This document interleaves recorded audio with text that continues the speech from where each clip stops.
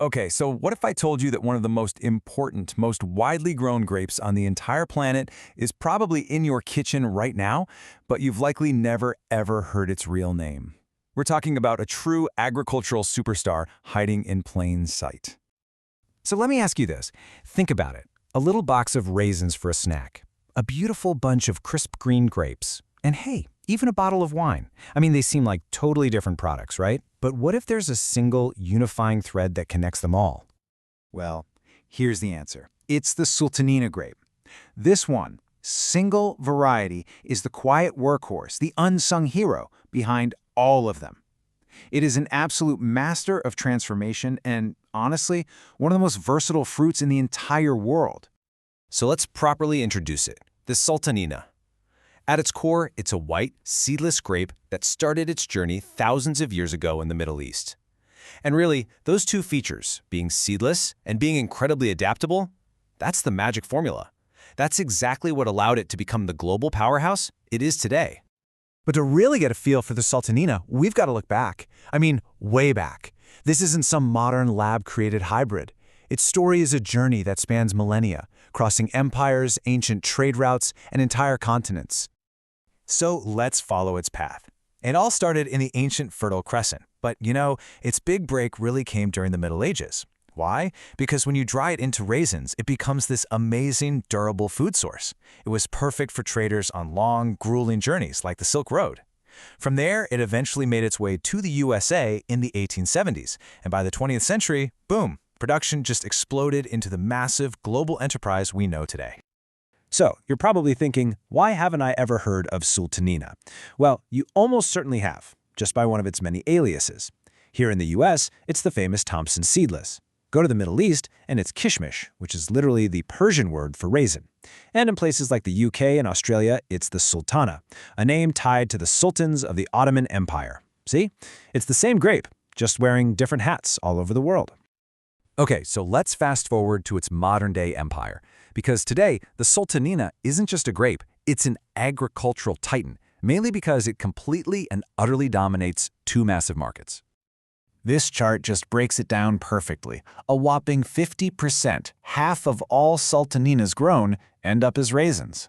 Another huge slice, 35%, are sold as those fresh table grapes we all buy at the grocery store. And that last little 15%? Well, that's where its secret life begins. And this is absolutely crucial.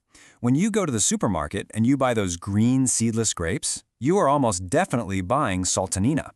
It just has the perfect combination of sweetness, that crisp texture, and of course, the sheer convenience of no seeds. It has made it the undisputed champion of the fresh grape world. No contest. And its empire is truly, truly global. California is a world leader, especially when it comes to raisin production. Turkey is a traditional powerhouse, famous for those beautiful golden sultanas. You've got its ancient roots in Greece, massive production in Australia, and then you have Chile, South Africa, China. I mean, this grape is everywhere. All right, but let's talk about that 15%, because this, to me, is the most surprising part of the Sultanina story.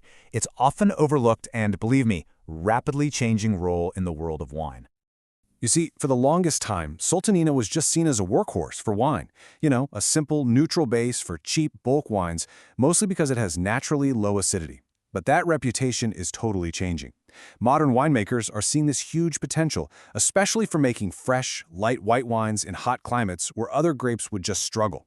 It's also absolutely perfect for this growing trend of low-alcohol wines. So, how do they do it? How do they turn this humble grape into a quality wine? Well, it's all about technique. To get that crispness that people want, they harvest the grapes early to hang on to every bit of natural acidity. Then, they keep the fermentation process nice and cool to protect those delicate, fruity aromas.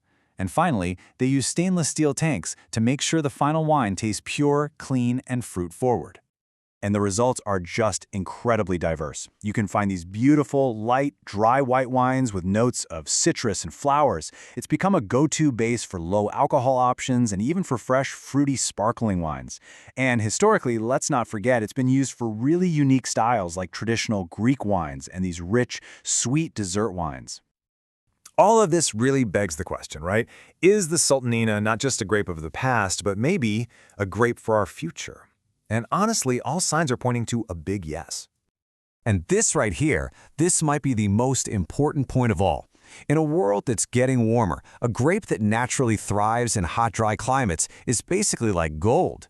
The Sultanina's natural resilience makes it a vital player for the future of farming and winemaking, offering a sustainable option where other, fussier crops might fail. This quote just captures its journey so perfectly. The Sultanina is living proof that quality, elegance, and complexity, they don't always come from the most famous, most expensive names. Sometimes they come from the hardworking, unexpected sources that have been right in front of us the entire time. So the next time you snack on a handful of raisins or you grab a bunch of green grapes from the fridge, just take a second look. You're holding a piece of ancient history, a global economic engine, and yes, a rising star in the wine world. Which really just leaves us with one final question. Is this the most important grape you've never truly known?